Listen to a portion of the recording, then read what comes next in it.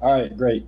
So with Corey here, I'm going to go ahead and get started with the closing presentations of the 2021 Global Game Jam Nashville. Hope everybody had a great time. I know it's been a blast for me. It's been rough not being able to be in person, but this has still been a really fun year. Just want to remind everybody because I mean we've got I don't know how I mean I'm scrolling down in the Discord channel. I can't count how many people we have in here right now. This is great. Just like to remind everybody, don't go away after this. Don't let this be the end.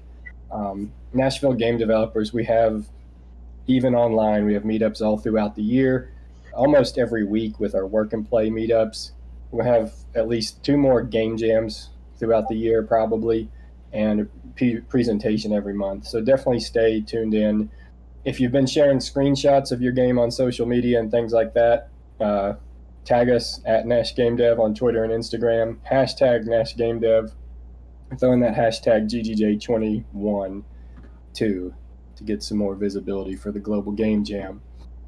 One more shout out to all our sponsors of Nashville Game Developers for 2021, the Tennessee Entertainment Commission, InPal Audio, Giant Scam Industries, Megan Connor at Fruit Vandal on Twitter, Hiragana Breaker, Christopher Cotton at Eridan Games, Mitchell Cannon, and one of our anonymous sponsors decided to donate his sponsorship for the year to Ogre Pixel, a group of indie devs he supports. So thank you all for funding Nashville Game Developers throughout the year. If anybody out there would like to get a sponsorship like this, we will mention you at the top of our meetups for the rest of 2021. Just visit the GoFundMe page. You'll find the link in the Global Game Jam pinned posts, and the sponsorship information is there. Just starting at $50, you can get your project or your game or your company mentioned at our meetups for 3 months, 6 months, or up to a year.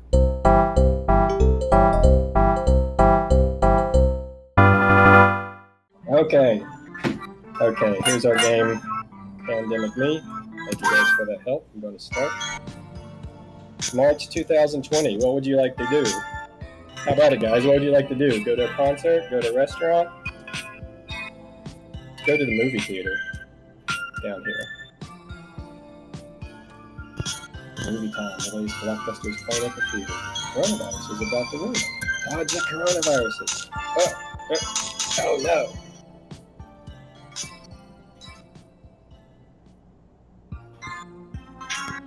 In quarantine. What could you find about yourself?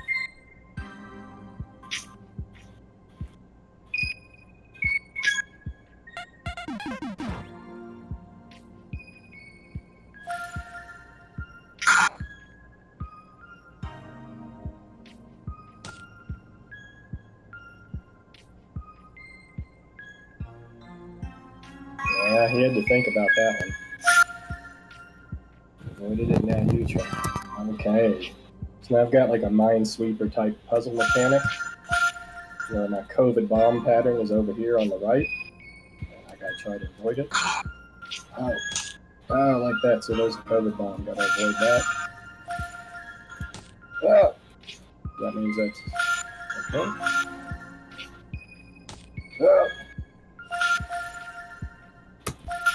Alright, I found that piece of myself. Okay, it's March 2020. What would you like to do? The movie theater is now lost. And now I can find something else. So we've got about 2.5 minutes. My team. Is there anybody, one of my artists or Teresa or Aaron who did the sound and music? Is there anything you guys want to say about the game? Maybe Teresa, something about the art style?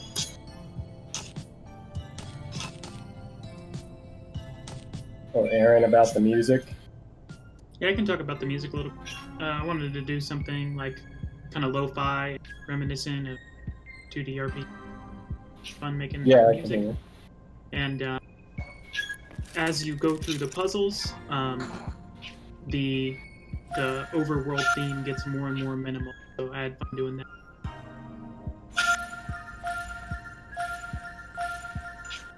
Okay, and Teresa, did you want to say anything about the art?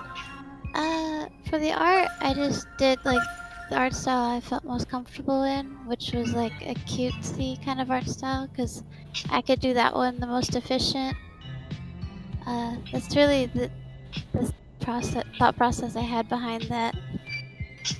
I hope you like it, you guys.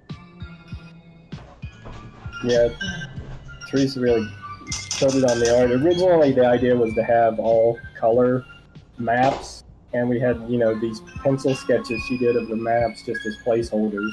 And just the more and more I played it, I was like, well, this is cool, actually. Just kind of like this art aesthetic.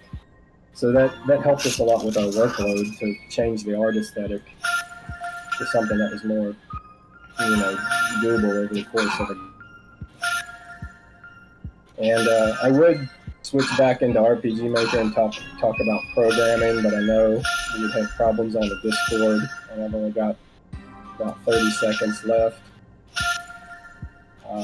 But I would like to then take that time to just say thanks to Aaron and Teresa and Maria, who are graphic designer, who couldn't be here for the presentation. This team has just had its stuff together, and this has been the most complete thing I've ever made for a Global Game Jam ever. And with that, my time is about up. As it gets darker, the music gets slower as you lose more and more of yourself. And there's time up for me. Okay. So our next presenter is going to be Andrew Decker. Thank you. Cool. All right. So I brought. I'm a high school math teacher, and because the game jam started Wednesday rather than on Friday, we did kind of an in-class project. I took 11 students on a virtual field trip. Obviously, we're still remote teaching. There's no sound of the video, by the way. This is just. We ended up doing a project where based on a man that lost his glasses, and the student's idea was that the guy. There was a man, and he had he could see all these colors, and then he couldn't, and he had these different versions of color blindness. The problem is kids didn't know didn't have the programming experience. So what we ended up doing was we made a maze that you go through the maze, you pick up the glasses, you can see the G over there in the corner, and then you go to the dollar sign. The idea that they were going with is when you got the glasses, you'd have all kinds of color things, and stuff that you hadn't seen before would be suddenly visible in a way that you hadn't seen. And what was fascinating, one of the students, let me give you a quote, said that it showed them how a team cooperates with one another in making a video game or a project. And I think if you trace it out, you can find that the maze does have a solution. But the only the only reliable program we could find to make the maze in was Notepad. And so someone, one of the couple of the kids, worked on this out, and the other ones did some research on color blindness and things like that. I guess what would be really cool for them is, maybe if there's, when we do the after stuff with the game jam, if people would maybe come in and do a second part of the field trip, maybe in May, and show the kids how to do some of these things that they just never had access to before. So that'd be a really cool, teachable moment. But otherwise, really cool game jam, and that's where we're at. Thank you. Then Jesse, did you want me to show the video you sent me? Yeah, go for it. It's exactly 5 minutes long, so you can just launch it.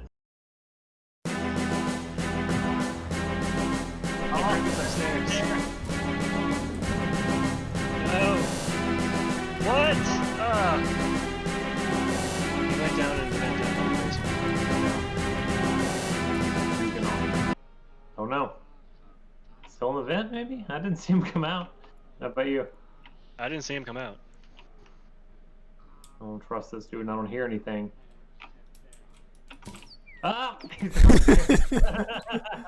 Oh no! Get back here. Where's he going? He's going down the stairs. He's going down the stairs. I think he went back down into the basement. He's on bathroom. Okay. I could only get to you, baby. It's just blowing everything up in there. It's only one way for the adults in. He's in vent. Okay. Oh, here he is. Oh, stunned. He's coming. He's coming to the dining room. Whoa, Oh! where were you? I was right at that doorway. Come on, baby. Oop. Oh! Oh. Okay. No, no, no, no, no! Oh, he's slipping.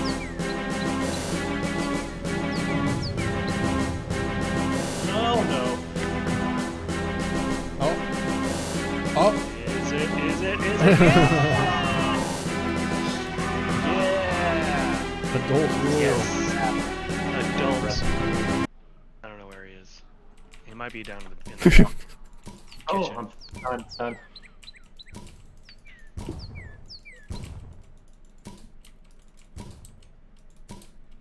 Bathroom. Hoop. He's out. Where's he at? Watch bottom vent. He may have gone back down. Oh my god, the jukes if he went back down. Yeah, he went back down. He did. He's blasting. He's gonna find an orb. No, he stunned me. He went into the vent. Yeah, he's still in the vent. We're gonna have to watch door. He's upstairs. Grip side. Oh, come on! Oh. Oh! Oh! Oh, no.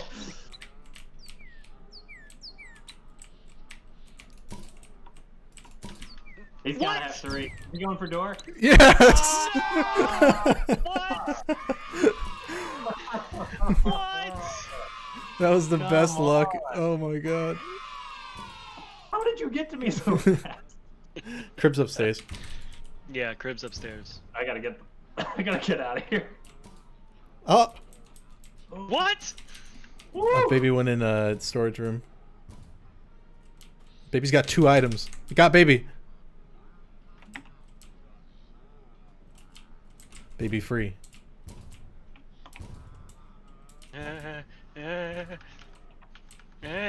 What? No. What? Okay, he's in bathroom. He might. Oh, yep. He might have Cellar. gone downstairs. Cellar. Vent.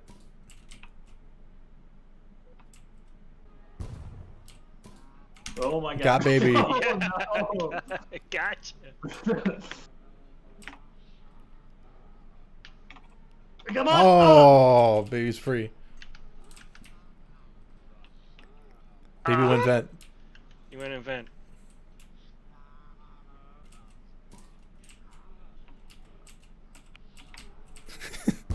This is being sneaky, dude. Is he still in the kitchen? Oh no! Yes. No, I got so many arrows.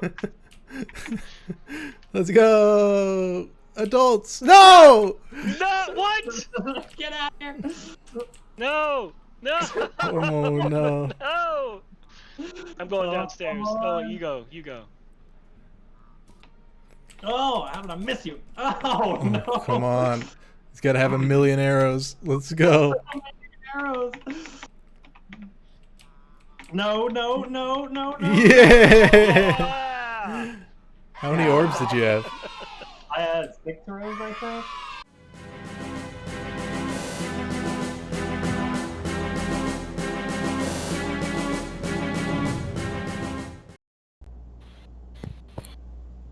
Alright. That's impressive. I had to keep myself from chuckling so that I wouldn't come in over the video. Okay, great. So I've stopped streaming. Next person up is Daniel Vitale, if I'm pronouncing that right, Mr. Rabbit on Discord. Okay, cool. So yeah, my name's Daniel. I worked with my brother Julian, and we're both pretty new to programming and just game design in general. So we were pretty set on just making a fairly simple game that was finished and worked. So I'm just gonna jump into it. I'm on a Mac. There is music to the game, so unfortunately you won't be able to hear it. But yeah, I'll just walk you guys through the game.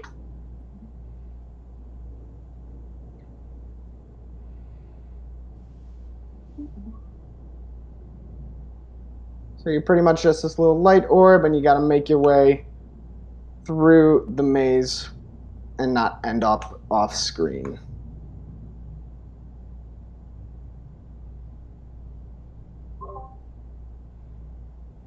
I don't know if anybody else is seeing it. I'm not yet. I am. You are seeing it? Okay, good, good.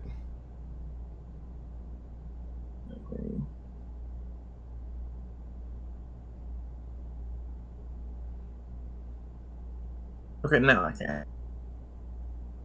Awesome. Now, I handled all the programming for the game. My brother handled building the actual maze, and then we both collaborated on the music for the project.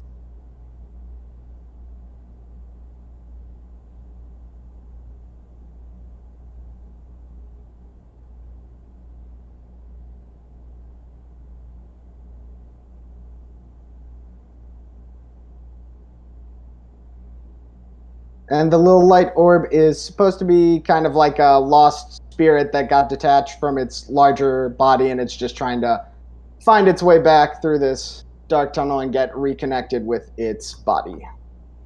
Oh no. Oh no. There you go.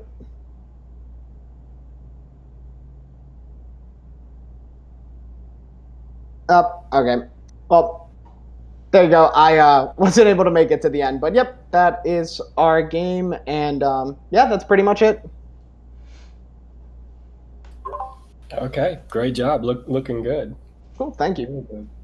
Okay, Corey's got that going. And just when you're ready, once you start talking, I'll start the timer. All right, 3, 2, 1, go. Hey, my name's Corey Martin. This is a game called Sneakerheads. I should turn the music on. My teammates are Melancholy Jackass, who did programming, and Clashville, who did the music. Melancholy, had you made a game before this?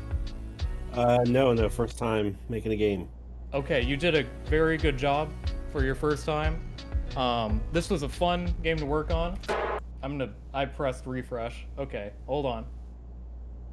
How do you stop sweating during Global Game Jam? I've got that queued up. Okay, so this is a game where you run around, you got socks everywhere. Oh, this is the laundromat. It freaking exploded, dude. And everybody's socks went everywhere.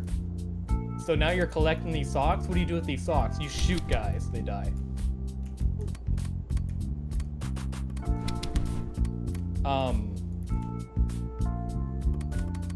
It's a twin stick shooter. You have one stick, which is your WASD keys. The other stick is your mouse. So you're just running around, you're blasting these guys. These guys were gonna move, but we tried to get that in last minute. Melancholy, there was a valiant effort there, but unfortunately we couldn't get it done in time. I couldn't figure it out either.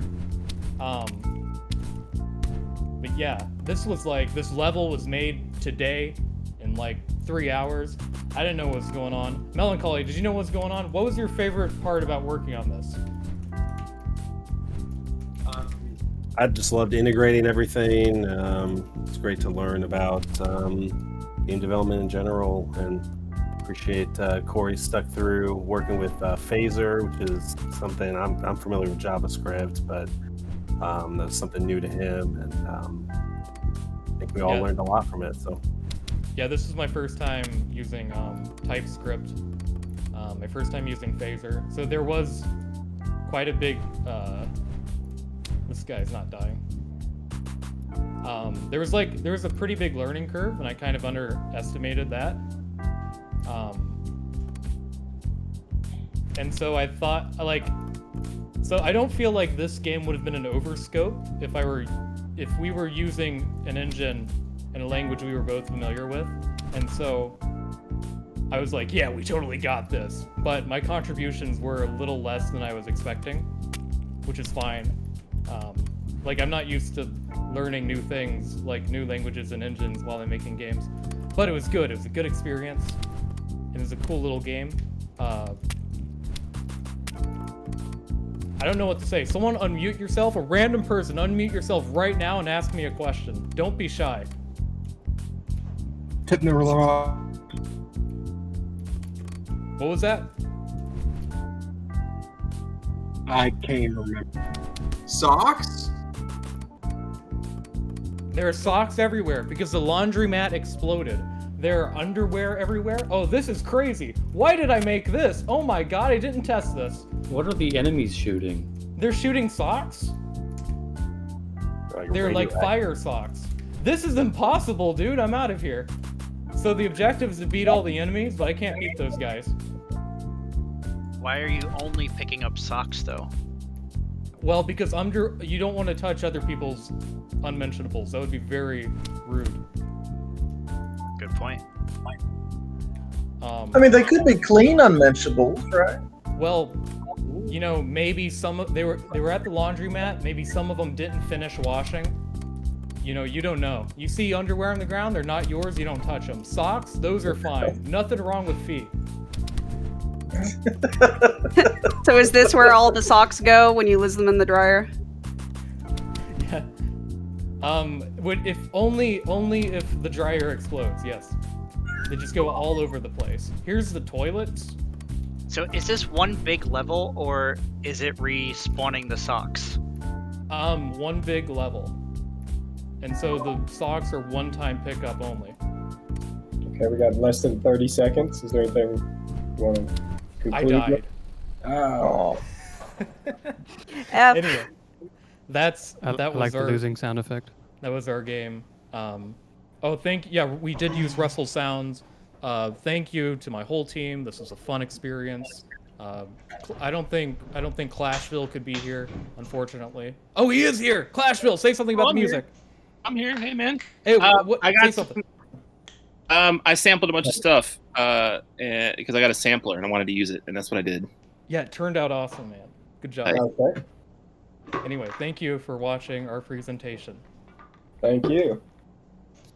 Next is Alex Pincus, Riley Circles with Sunshine Globs. All right, cool. All right, I can start now. So, yep, this is Sunshine Globs. It's based on some of my own music, and then we tried to turn it into a game here. So you're playing as this little Sunshine Glob guy, and you got to collect these 4 pieces that are hidden around this maze, and there are all these fun bubbles that are here. So that's one of the pieces, and it plays a little song, and then when you pick it up, you get that sound effect. I think, like, at the beginning when we were developing it, because the idea came from some music that I had, but it had no real visuals behind it or anything, just sort of the words. We didn't really know what kind of game we wanted to make, but it's been really fun trying to figure out, like, what the objective of the game is, because the Sunshine Glob was such an abstract idea. It was supposed to be like your good ideas that turn bad somehow, and so it was like, what the hell are you gonna make a game out of that idea? But we made it into this fun garden that you fly around and bounce into things. Is it a little loud? It's a or is it just loud on my side? A little bit loud, but I can turn down my sound to sort of accommodate for that. You can turn down your own. Like, if you're watching a stream, you can turn it down if you right-click. Yeah, that's what I'm doing. So. Yeah, but I can barely hear Riley speaking. That's why I'm asking if it's too loud in general, or is it just because I have my headphones on? You can turn the stream down.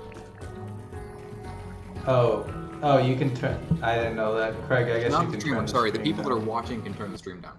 Oh yeah. So the people who are watching can turn the stream down, but anyway, so Craig did a lot of the development here. He actually came up with the idea for the maze in general, and then Pete Before I Hurl start, I'll actually show that. made a lot of the scripts, like some of the spawning scripts for the bubbles. Oh yeah, so it's a pretty big game world. We're only in a part of it. You're such a tiny little guy that it's kind of fun getting lost in the maze. There's only 4 objects at the moment, so it's like part of the fun is just getting lost and trying to navigate around in it. what else?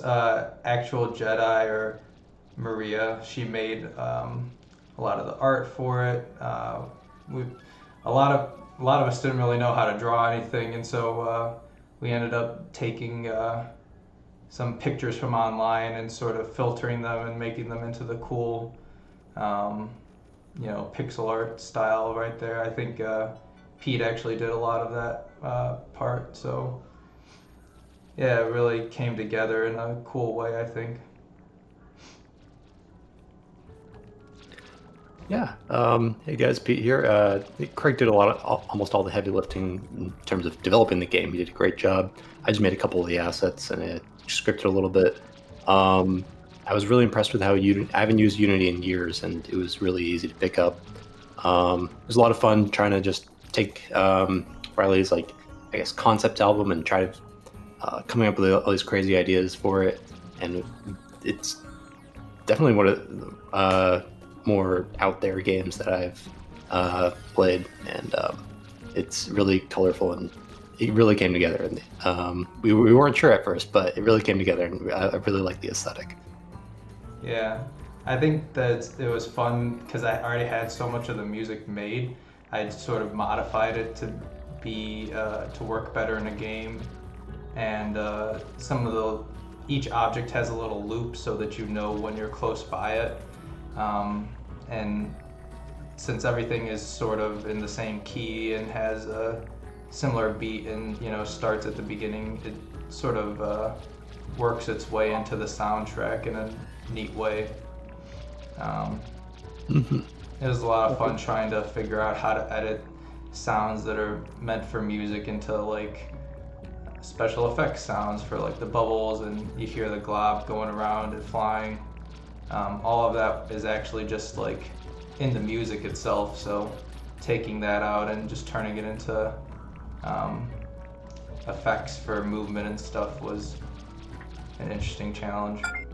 Okay, and we're out of time on your guys' slot, but looking fantastic. That is a great art aesthetic you've got going on there. Yeah, we really love it. Awesome. Thanks, guys. And thank you. And while Craig's closing down and we're applauding, Andrew Smith, Drum Mitch, Lost Between Woods. You guys are up next. All right, yeah. So we were a little overly ambitious because of the quote-unquote extra time this year. So we kind of made 2 games into one, and because of that, we were unable to make it into a fully fleshed out game. But we have, on one side, you have Hide, who was voiced by myself. All of the art is done by Raffian. And Hide is going through the woods trying to find Jackie, who is the second player. So,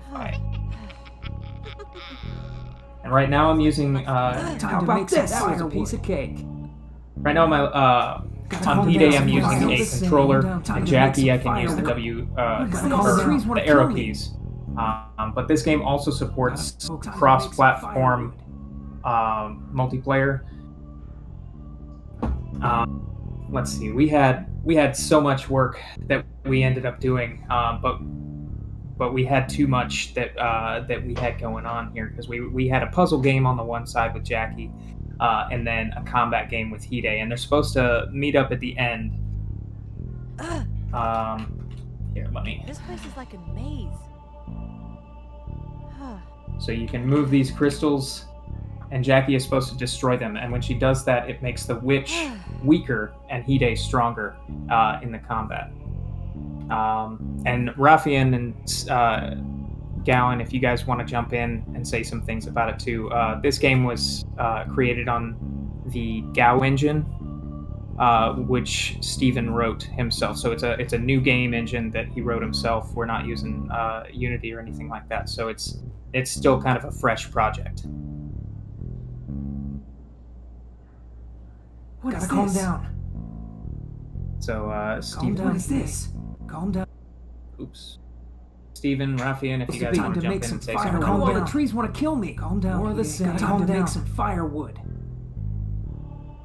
Gotta focus. Nope. What are you All right. supposed to be? Well, that down. is what What we is have this? so Calm far. down. Time to All make the some art firewood. assets were done by Raffian. The music is Gotta calm down. as well was done by me. Raffian. Time to make some firewood. What are you supposed to calm down? All the trees Hodgepodge, want to kill me. What are you supposed to unfortunately be? couldn't make it out to the call right now. Was the voice for Jackie and the Witch, and that's what we got. Gotta calm down. Gotta focus. Time to make some firewood. Okay, anybody have any questions or anything?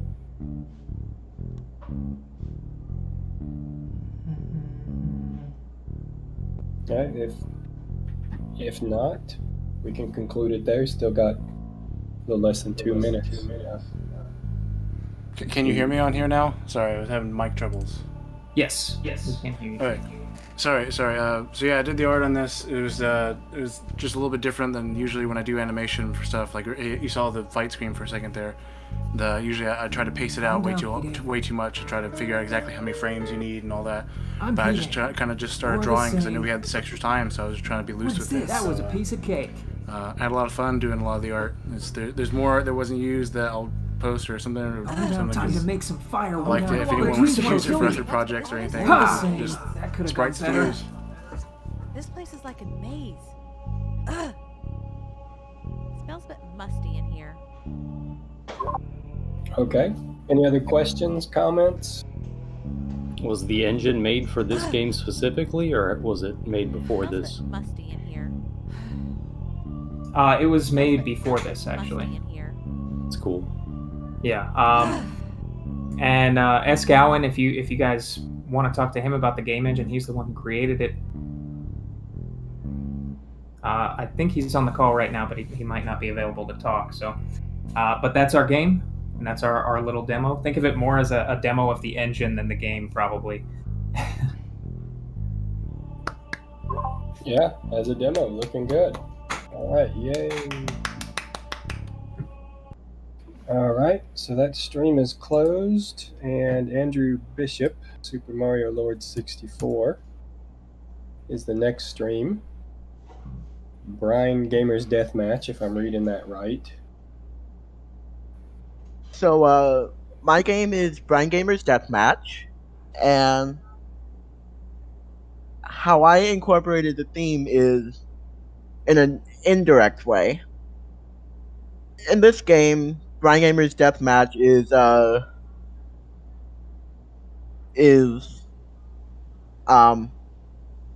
in this game, Brinegamers Production, my company, is an entertainment mega corporation where you have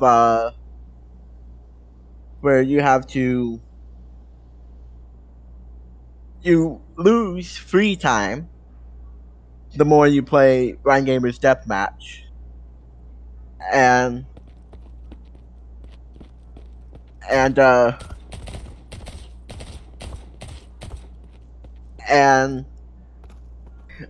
you basically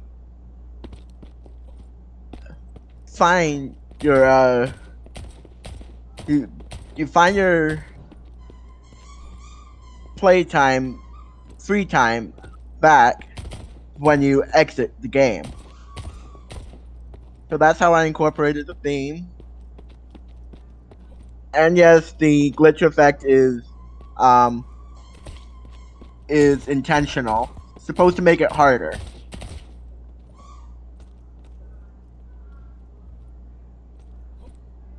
There we go. Still haven't gotten any better at playing my own game.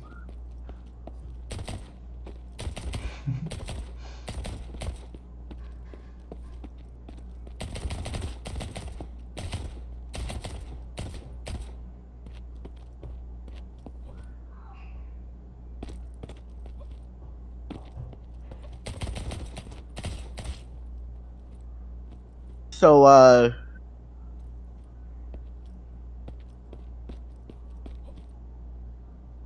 yeah, that's basically my game in a nutshell.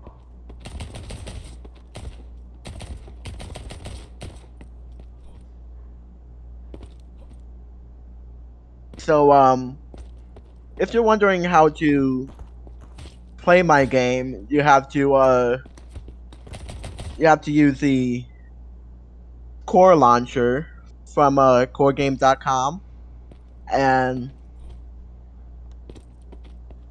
after you install that, you have to search for Brinegamers Deathmatch on the game page, and then it'll load right up.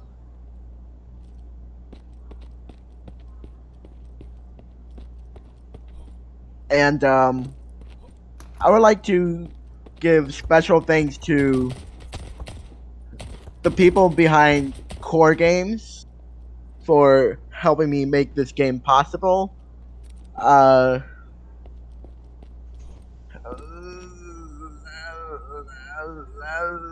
Let me make this windowed. There we go.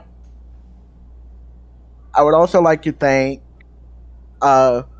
Russell Meringer for helping me playtest the game with me, and even making me lose in my own game. And I would like to thank everyone in Nashville Game Dev for supporting me throughout Global Game Jam. And that's my game. Impressive. Very nice. Awesome. I guess is that core game engine or whatever, is it handling all the multiplayer for you? Is that part of their selling? Yeah. Core has a built-in multiplayer like Roblox, and that's how. Okay, so Jesse asks, how did I like using the core engine? The core engine is really, really easy to use. I was able to make updates throughout the jam, and I really, really love doing it. So I hope I inspired you enough to try out my game. Okay. Yeah, definitely. That looks impressive. Thank you for presenting. And we are out of time on that. And it looks like we've closed the stream. So Amanda. Audio level for everybody. Okay, Goldfish Detective is up next. Yes, indeed. Okay, are you All right. ready to stream? I am indeed. So, this is a game made by 4 people on our team. I'd like to introduce us briefly. Caroline Connor has done game jams before, and so has Austin Connor. Caroline built pretty much all of these models you see here on this desk and was our Unity programmer, even though she was new to it, and helped us pull everything together for this game. So special, huge shout out to her for developing it. Thanks to Austin Connor for being our QA, moral support, and our sound design guy. The other people are myself, Amanda, and Grant Anderson. We're both new to Game Jam, so this is our first time doing anything like this. I handled the digital art, and Grant and I worked on the story for the most part. So I hope you enjoy this picture of a fish arm. So this game is buggy and incomplete. We didn't finish it, just so you know, like I think most of us. But we're combining 2 different games here, essentially, in a manner of speaking. You start out here in this moody sort of desk, and you are a world-renowned fish detective who doesn't have a good memory and tends to just forget things constantly. And his friends and family know about this, and they leave him sticky notes and messages, and maybe they'll call him up on the phone, and you'll have to speak with them about this. This is going to be the puzzle element of the game, where you're going through your notes in a non-linear fashion, trying to piece together all of the evidence you've collected prior to this. So, I think that's it for this section here. Oh! So, I don't know if you guys have ever tried to model in Unity or remember doing it for the first time. Very much appreciated. We want to have some interactable stuff later on. Some puzzles. Notice you can manipulate these when you pick them up with the WASD keys. So it'd be nice to have something, scrawled somewhere that's not obvious and the like. So this is really going to be like the puzzle element of the game in the present. And if you want to activate a clue that takes you back into the past, we are going to transfer it to this visual novel style. So we're taking on a very fish punny, unapologetically tropey noir sort of murder mystery. But they're very somber, and we really liked that idea. So you yourself are the Fisher Goldine, the detective, with his partner Swelter Puffingham, the pufferfish right over there. And yeah, there have been a string of murders, and eventually we would like to add some dialogue trees, of course, having the characters switch out as they're speaking and having the main character show up. And this is going to be the way that you flash back and have to piece together what's going on. And it's kind of semi-linear. We would like to gate some of it into groups, where you have to maybe see different scenes that aren't in order and then figure out how that happened in order, and then progress to the next act. And there are going to be a few suspects, and maybe the messages that are being left for you are misdirection. So maybe they're intentionally misdirecting. And whenever you finish one of these flashbacks, you're going to end up back at your desk. Of course, it's a little buggy right now, but whenever you figure out the next puzzle, it'll trigger a different flashback, and we've got, the usual characters from a noir film. So, is there anyone from the team here? I don't know if Caroline could be here herself. But other people's are really cool. Anyone on the team that wanted to add anything, or is anyone handy?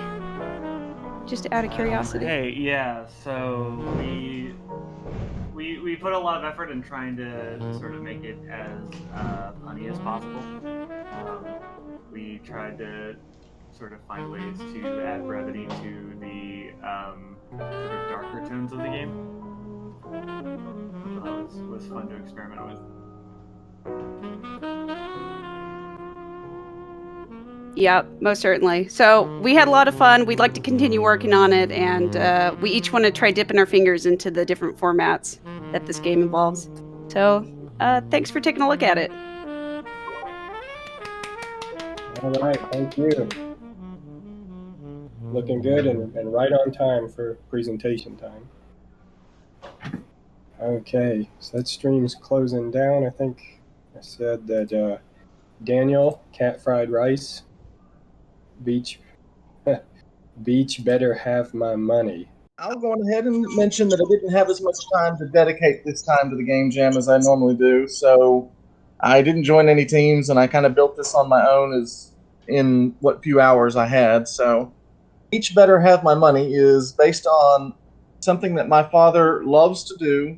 Every weekend he can get a chance. He goes to Virginia Beach or some of the beaches around Virginia, and he metal detects. And so, can you guys see my screen?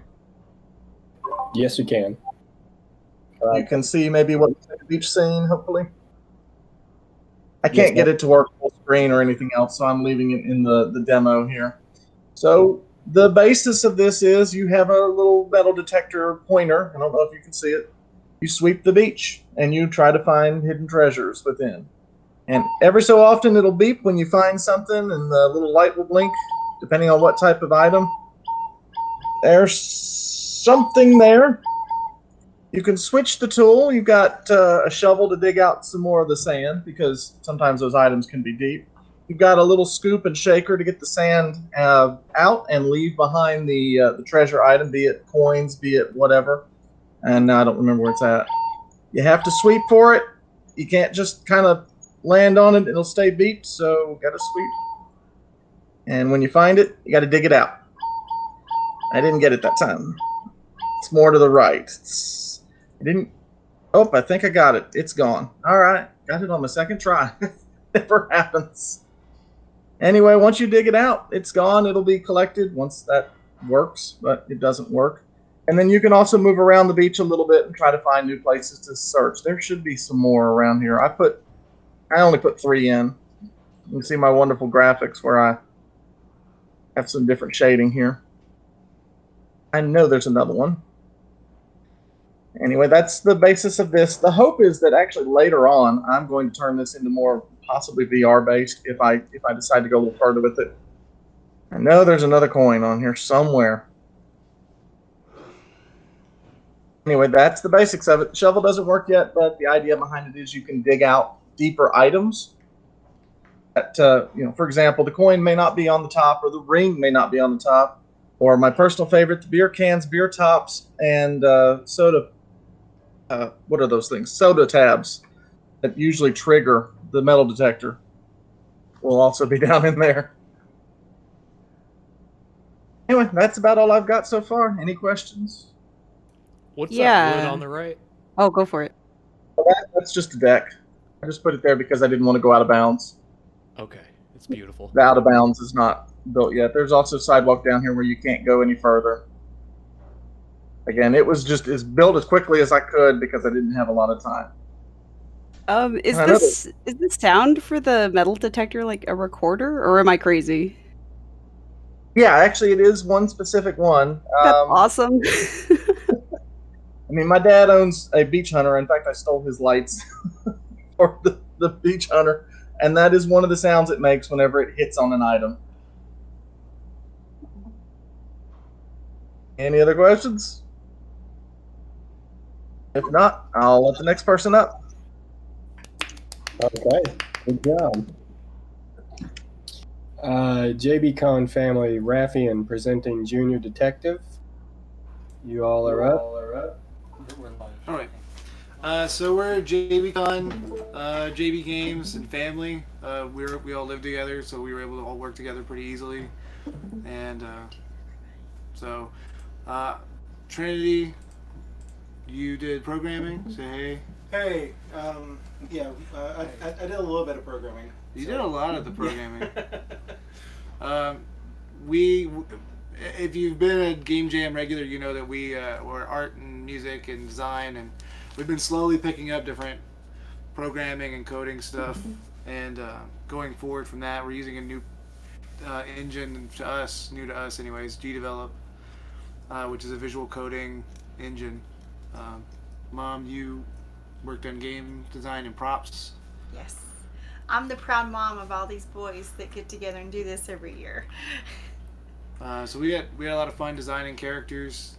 So the game is Junior Detective, and you play as this Junior Detective here, which Javen drew all the art. Yes, I drew the art for this one as well. So you're playing a Junior Detective who's picking up lost items. So these characters, you meet with them, you take notes down on what they're missing. So they're missing a bottle, and you have to find it on the map. The items are hidden. So there's the map. The items are hidden until you talk to the person. So it won't just be on the map. You can go around the entire thing and not find them until you talk to that person. There's 5 total items to find in this cul-de-sac. You're looking for different items. Once you pick up an item, you open a case file. And you don't close the case file until you return it to the person who's missing it. There's 5 total items in the game, but you can win by only having 3. The individual people, or we tried to kind of match them, but we kind of just made all these kind of randomly. Mom, you did a really good job on all the props. They look really good. We have buildings. We tried it in isometric style. Every other game we've done has been basically a 2D side-scrolling game, so we wanted to change it up a little bit. Javen, you really wanted it to seem kind of Pokemon-ish. Yeah, the Pokemon isometric style. Yeah, Pokemon's isometric. So we've got these photographs of the missing items in these case files. GDevelop has a invisible inventory system, and so for you to be able to check who has what, you have to kind of make a visual one, so you as a player know what's going on. So we did this case file system at the top, trying to figure out who has what. He's missing his game. I'm just gonna go try to find. Find the games you show exit. The another thing was trying to make hitboxes on what can collide and what can't, and repel, witch. So we had to come up with different kind of unique ways. The main playable character's hitbox is in his feet, so he can stand over objects, like in front of the tree trunk there, and in front of the Game Boy and stuff. So just trying to figure those out was kind of an interesting challenge. Also making this to scale was kind of crazy. Maybe we should have made it a little smaller. But that's part of the charm of it, I think, is to find it in this kind of space. There is music as well. There's music on headphones. It's really loud. So if you're listening to it, if you're playing the game on the link, it'll likely be a sufficient volume through headphones. If you're playing it out through speakers, it probably won't be. And there's some ambient noise as well of like kids playing outside and stuff, and that's all free license stuff we found online. So this exit's completely hidden until you actually find at least 3 items. Yeah, you don't even then can you trigger it. return them to see. Yeah, you got to return the 3 items, and you close the case of the cul-de-sac capers. So that's our game, Junior Detective. It's up on the Global Game Jam site. We're actually going to be developing for jbcon.com a virtual arcade of all of our Game Jam games that we've done. YouTube killed annotations, so our first one we did, which we really liked, we've actually remade in this engine with better assets and graphics. And once we finish all of that, we'll post that up and talk about it on a Nashville Game Dev group. So thank you guys. You guys got started in gaming, and we're really excited that we've been able to do all of this with the group here. So yeah, I think that's it. A lot of fun. A lot of fun. All right. Okay, Grayson is up next with The Day the World Went Dark. If anyone from my team wants unmute, you can do that and say anything. You can interrupt me and I'll yield to you. But You okay? our team is Wooden Swords. We made a game called The Day the World Went Dark. The premise is that the sun has died and you need to find survivors that are stranded in the dark on this island. So you have to mainly use your ears and this little radio. And the game loop ends when you bring each of the 5 survivors back to the park ranger in that campfire middle hub. Our goal was to make this like a 100% blind accessible game, though we put visual elements in there. Michael Edwards did that, aka Bunny Viking. He did the flashlight, and we both kind of did some of the trees, grass, and what you're hearing is like the radio that you have basically plays back these channels of the survivors. It's kind of these loops that as you can see, she's floating in the sky, kind of creepy. This game's not finished, but we got a lot of it done, and me and Gerald are going to be finishing. Stop following me. Game. I think she's falling. Yeah, so the NPC is falling, kind of hovering above you. And when you bring the NPC back to the base, they will stay there. And a lot of that coding Cameron Kilgore did, as well as Gerald Clark. Gerald did all the F mods, so like all the sound where you're going from one area to the other. Like you can go to the beach, you hear the beach noise. That's Gerald doing that stuff, and he also did some of the voice acting with me and his wife. And Hodgepodge tried, she, but we didn't get it in time. Legitimately lost. Yeah. Oh yeah, it's pretty tricky. We do plan to finish it, me and Gerald, after the presentation. But some of the stuff that we didn't get was Ross Dave Cooper did the music with us.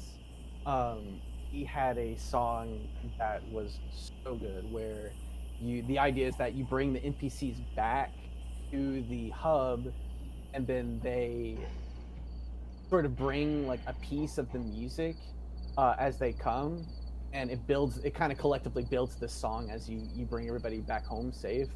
And it just sort of like starts to swell and feel comfortable, and it's like this hub that you can hear from like the island, when you start to feel kind of weary and scared, you can find that hub, and and I remember Hear the if there radio. was anything else. Yeah, the radio. The radio basically would have like the radio signals from the survivors would be playing on kind of like a loop where they were, and so you could listen to them on the radio and try to and one idea was like we were going to sweep frequencies, but we had to shorten that to basically the walkie-talkie system. Now the radio is Russell's idea, and he also did a lot of the fantastic sound design and everything, so it sounds really good because of them. And yeah, Cameron helped a lot with the Git as well, and making sure the game didn't get destroyed multiple times, which he really saved the day a lot, as did Gerald. And yeah, it's been a really good game. I really there's the doggy, who's doggy yet. This has been a really awesome experience for me, and this team is literally some of the best people I've ever done anything with. Artistically, they are just all really good at what they do. It's been a pleasure. If any of y'all want to say anything, I'll hold the rest of the time. I want to pet the dog. Wait, which button was the dog? Is it 2? Yep. The dog doesn't follow because I forgot to put that script on it. Oh, uh-oh. We got about 10 seconds. Oh, I broke it. Yeah, so I don't know if it made sense, but I have buttons 1, 2, and 3 that let me listen to different things on the radio. And the radio, whenever you listen to them, you can hear where they're located, which will help you locate where they are in the game. Like I could hear the beach when I clicked 1, or I can hear the woods when I hit 2, when I hear the dog, etc. So it's supposed to help you find the NPCs. That's all. I'm gonna be posting people's SoundClouds and Twitters later, just so we can Ross put up his main theme on his SoundCloud. So yeah, the music's great. It's fantastic. Like I can't say that enough. It's amazing. But yeah, I think that's all I can think of. And thanks for watching, and thank you for the organizers for putting everything up and making this happen. All right, thank you guys. And Russell, you were already streaming. You're the last on the list. Russell, while you're getting ready to stream your game, Plummeting Polygons, is there anyone else who needs to present? Find the link to that Google form and put your information there. And if you want to go over to watch Russell's stream, Plummeting Polygons, I'll get over there, and then Russell, whenever you're ready, you can start presenting. Awesome. So if you're watching, this is Plummeting Polygons. It's a game that I made in Unreal. I know very little about working in Unreal. Actually know mostly just doing audio in the engine, which coincidentally I have 0 sound effects. Being a sound design guy, I have 0 sound effects on my own game. But I basically just tried to do a little bit of everything that I could think of for this, so you play as a circle who's lost its infinite sides, so collect them while avoiding the abyss. It's an infinite faller game, and here we go. Today, so you start off as a dot, obviously, because you have no sides, or maybe a single side, I don't know. And then you pick up your sides. And today I made the music. I'm not much of a composer or anything, but made these little loops that I could add together, and actually figured out how to make it a dynamic song. Oops, let me restart, sorry. So messed around in Unreal and found out that you could create a whole quantization setup where it'll add new elements in beat. And you'll see that whenever the next instrument comes in, you'll see the next pickup show up on the screen. So there it is.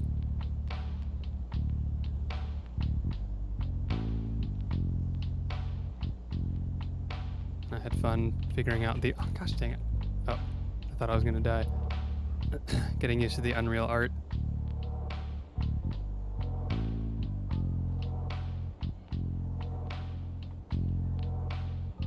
But really it's just sort of a chill, lo-fi kind of thing going on.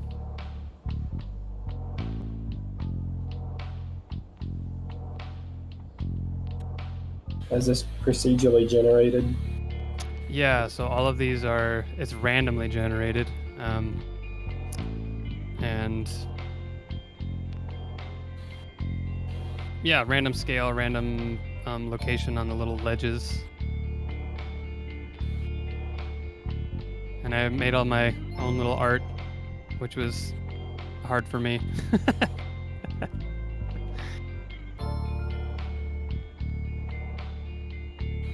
Just try and get it to where it gets harder. So the more pickups you find, the score's on the top left, the more pickups you find, the more platforms show up. Because if you hit the top or the bottom of the screen, you lose. And the idea is you just last as long as you can. And listen to that. I was impressed. Sweet lo-fi. Do what? Oh, I was impressed with that perfect 7-sided heptagon just a moment ago. Oh, yeah, thanks. I was in chat with some people while I was making it. I'm like, I don't know the math behind a septagon or a nonagon or whatever, and I cheated on a few of them where I just like took an image, threw it in GIMP, and then kind of traced around it to make stuff. But yeah, I don't know. I really just tried to challenge myself and make my own game on top of doing what I was helping other people with, and try and learn Unreal. And I think I learned some stuff. It was really fun. Do you think you'll use Unreal in the future? Yeah, I think so.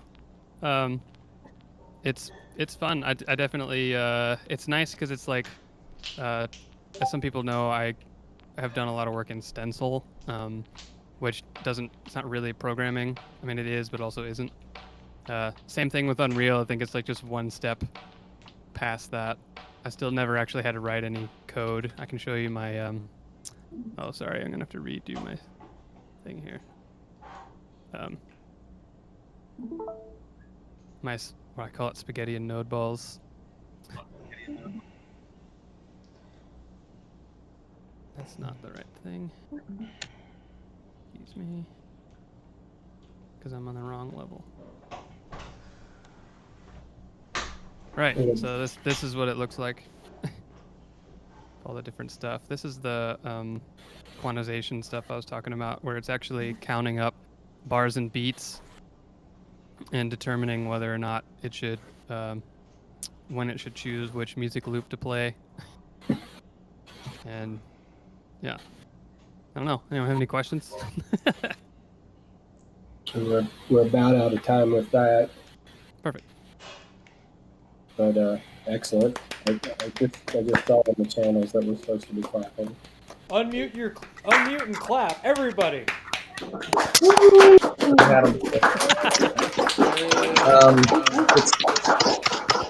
There we go. We should have been doing this the whole time. Cheese, mozzarella, olive oil, and one other item. I can't remember what.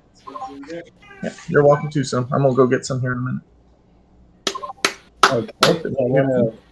I want to make sure now that Russell's presentation's over. There is no one on the list to present, so we'll make sure. Did we have everyone? Did everyone who wanted to present give their presentation? Are we missing anybody? Okay, I guess not. So then I think we'll go ahead and call it there with the presentations. A great job, everybody. I know it's been kind of difficult being online and everything, but I don't know about you all, but I've still really enjoyed the game jam this year. I'm kind of missing the audience as the MC, kind of missing, all the laughter as we watch the games and the in-person clapping, the real clapping. But I think everybody did really well with their projects this year. Corey or Russell or Wolfgang, the board members have any business or announcements to make? Yes, I would like to say something about this game jam. Yeah, it would be nice if we were in person, but I didn't feel obligated to shower, so I had more time to work on my game. That's what you wanted to say? Yeah. Board member of a non-profit, and that's how he uses his power. Thanks for keeping it real, Corey.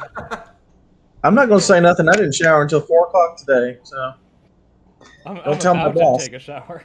No, that's a mood. Wolfgang or Russell, did y'all have anything? I don't think I did exactly. Other than good job everyone and thank you for participating. Russell, I will say real quick, like for real, we're gonna try and do so. When the pandemic happened and the lockdowns, we weren't really sure exactly how to proceed with doing events as Nashville Game Developers, because it's never going to be as good as in person. But I think I'm going to try as event organizer. I'm going to try to commit to doing like a unique event every month for Nashville Game Developers here in the Discord until we can meet again in person. In addition to the work and plays we do every week where we get together and work on our games and talk. So yeah, keep your eyes peeled on the meetup and the Facebook for cool game development events near you. Thank you. And if you enjoyed the game jam, we usually try to hold another one called Ludum Dare that will be in April and October. And those are always much smaller, but we'd love for the same amount of people to more people to be involved in those.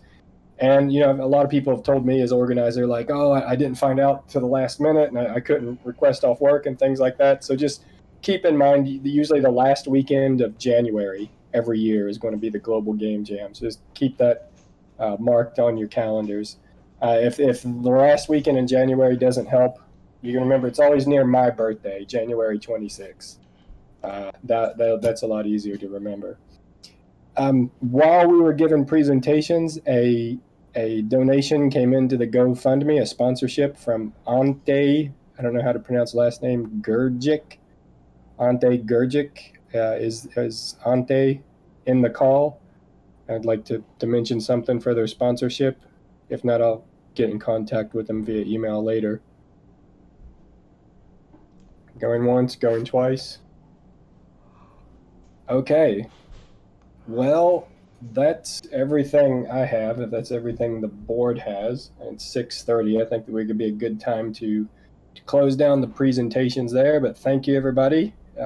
This has been really impressive. I'm just looking at the Discord list, how many people we have on the call. And this has been really impressive to have all these people involved in all these projects, despite the pandemic. And hopefully, next year we'll get back up to 100, 150 people and 30, 40 some projects submitted. But again, just as a closing word, I swear this will be the end. Don't Wait. Oh, One more thing before you close out. I forgot to mention that if anybody wants to give like a talk, any kind of presentation, anything, if you have an event idea for Nashville Game Developers, like I'm always open. My DMs are open. Let me know. Corey Martin, send me a message like, hey, I want to talk about this or that. What do you think about this? Because I'm always looking for we're always looking for good talks and events for NashGameDev. That's all I got. Okay. And with that, we'll bring it to a close, but don't let it end here. Keep working on your games. Post updates in the channels, and don't let your journey end here. And we hope to see you at another Nashville Game Developers event sometime soon, sometime in the future. Thank you, everybody. Clap. Clap. All right. Nice to see you all. Good job, everybody.